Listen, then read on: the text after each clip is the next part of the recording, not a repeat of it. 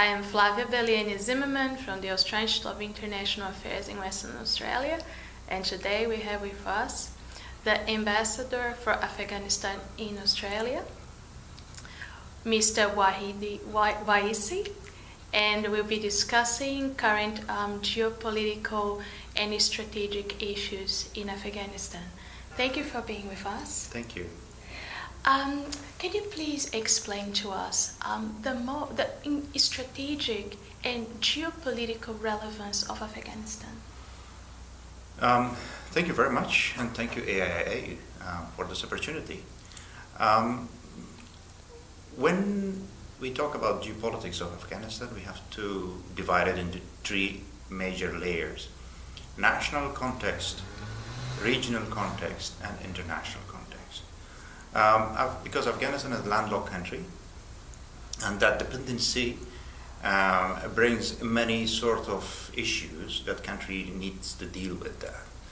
At the issue of national context, Afghanistan has been as a crossroad for many years for Silk Road, and was one of the major corridors, southern corridors,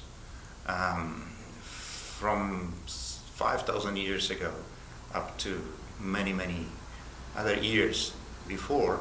Afghanistan was located in between Central Asia, Far East Asia, Middle East, Europe, and of course South Asia. So that made the country to shape in a way that become as a crossroad. If I can say it, as a market for many other purposes. That is as a national context, the modern history, the territory of Afghanistan since 200 years ago, made the country to be located among other lands or other countries which define it as a landlocked country. So that is the strategic character of Afghanistan. Access to the seaport and access to international market gives more vulnerability to the country that require that internal resources be mobilized in a way to really mitigate or apply strategies to mitigate these challenges. In this regard, our access to seaports in south, especially in Indian Ocean, and north, Mediterranean and European countries, made us to really come up with diversified solution in terms of connectivity. That here we put our national interest in a way to define our foreign policy and military regime and overall communication, people-to-people contact with our neighboring countries.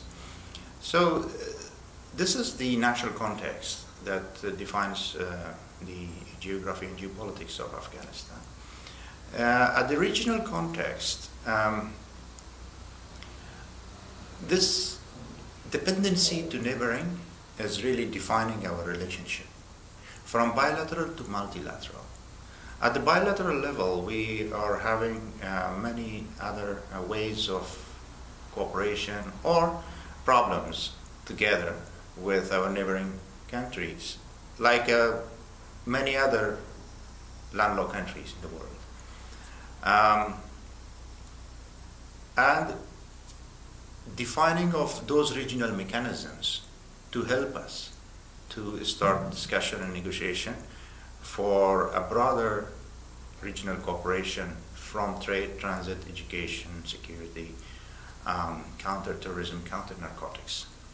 Afghanistan has been one of the countries that came up and initiated at least 3 major platforms at the regional level. That is Afghan-centric, and includes not only our neighboring countries, but far neighboring, as well as supporting countries at different capacities. And the first one was in 2002 when we came up with the declaration of good neighborly relationship between Afghanistan and 6 neighbors. That was basically the stepping stone for further cooperation, further mechanisms of cooperation between Afghanistan and regional partners. The mechanism on regional cooperation basically defined based on some economic interests, and that we started in 2005, which is named the Regional Economic Cooperation for Afghanistan, RECA.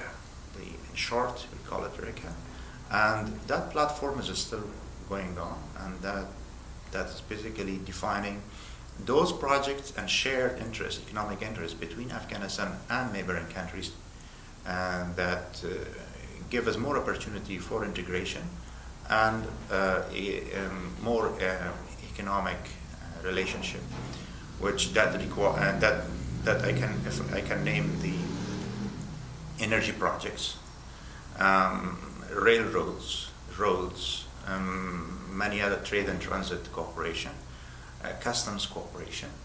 These are all the package that we are presenting and discussing on annual basis with our neighboring countries. At the international level, in our international context of geopolitics in Afghanistan is basically surrounding to security and international engagement in Afghanistan, especially post 9/11. That includes 40 plus countries, which they came under the NATO and non-NATO relationship in Afghanistan, and they served in Afghanistan between 2001 to 2014. And beyond 2014, the definition of international cooperation on security has been defined under the Resolute Support Mission, which is basically training, advice, and support that engages United States, European countries, and many other regional partners, and Australia and New Zealand. Yeah. So these are what I discussed, the 3 major areas that defines our regional geopolitical or geoeconomical context in Afghanistan. Thank you very much, Excellency. And if you could please explain to us the current security situation in Afghanistan and the future for peace and security. That's a very crucial issue now. Yesterday we concluded a big international conference in Geneva, which was on Afghanistan, and 60 plus countries participated in support of peace and security in Afghanistan. And our president presented his plan for future of peace and conflict resolution, and which was welcomed by international community, which again defines the role and support of international community into the peace process. Afghanistan has been suffering since 70s up to now, that we have lost millions of people, and at the same time we have our millions of other people are really suffering from the effects of war in Afghanistan. Since 2001, afterwards, Afghans, they sat together, defined their own ways of governance, and came up with a new mechanism to establish a new Afghanistan. And that, up to now, lots of achievements have been made. Together with international community, those achievements are basically the platforms for our future generations to work hard and keep the momentum moving and build on whatever has been developed so far.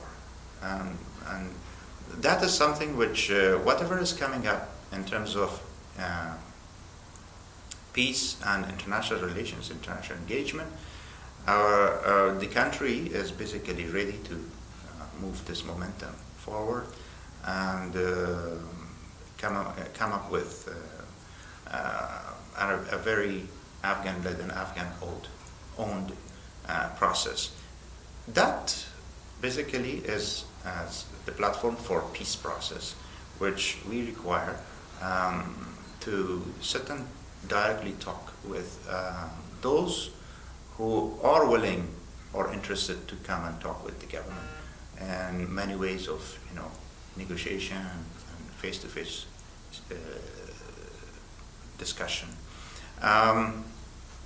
There are some efforts from at the regional level, and also efforts from the United States, which all contributing to the peace process that Afghanistan has been putting forward, and that is something which reflects that how much Afghans are really tired of war and the days of which we were really suffering a lot, and the days and that really we do not want to repeat again. So the gains that we have put together since 2001, we really need to maintain that and keep it and nurture it for our future. Thank you very much, Excellency. And if you could please discuss the Afghan-Australian relationship and Australia's role in peace and security in Afghanistan. Basically, our Afghan-Australian relationship is going back to 158 years. The time that the first Cameliers came to Australia. And Cameliers at that time, Afghans, really contributed to the infrastructure of Australia, connectivity and economic infrastructure. The second level of integration with Australia is basically starting in 1969, when we established our first political relationship, which next year is the 50th anniversary.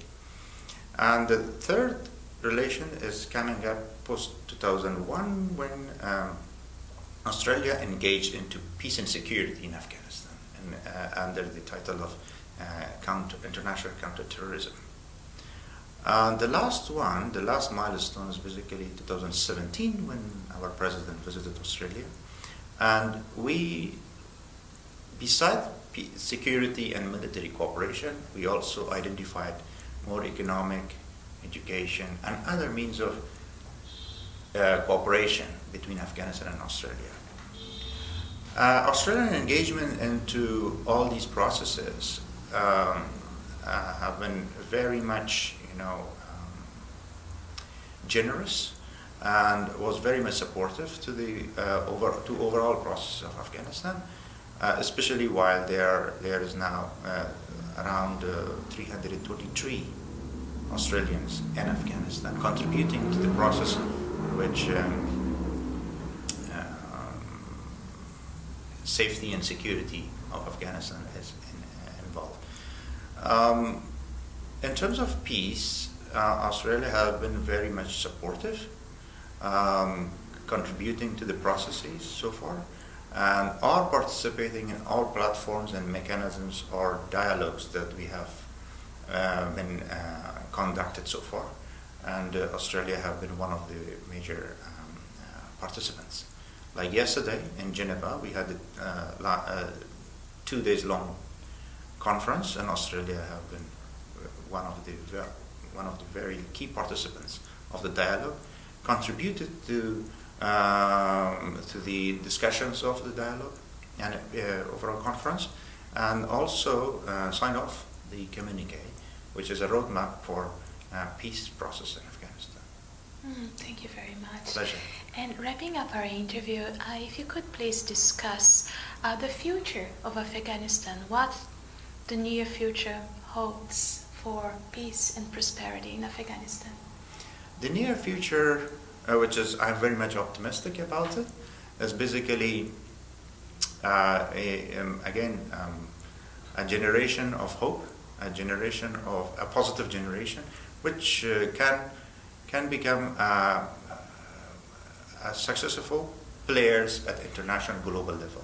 This is something which I'm seeing my future generation and future of Afghanistan. Wonderful. Thank Pleasure. you so much for being with us. Thank you so much. Thank you for being with us. And for more information, please visit our website www.internationalaffairs.org.au. Thank you.